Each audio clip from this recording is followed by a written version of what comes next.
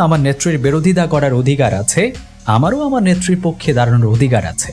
এরপরেই বাসার দানটা ঠিক উল্টে গেল।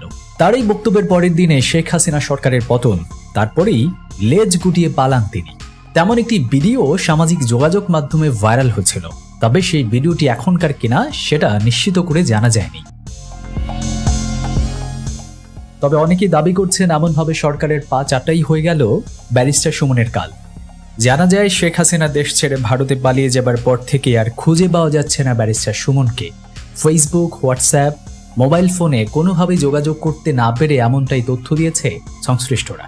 সবচেয়ে ইন্টারেস্টিং বিষয় হলো, সবশেষ গত 5 আগস্ট সকালে ব্যারিস্টার সুমনের সাথে কথা হয় সংশ্লিষ্ট জনের। জানা যায় তখনও তিনি দেশে ছিলেন। একই দিনে তিনি কাছের মানুষজনকে কল দিয়ে ছাত্র আন্দোলন কোন দিকে যাচ্ছে সেই ব্যাপারে তথ্য সংগ্রহ করছিলেন। কিন্তু হুট করে শেখ হাসিনা দেশ ছেড়ে যাবার খবর ছড়িয়ে পড়ার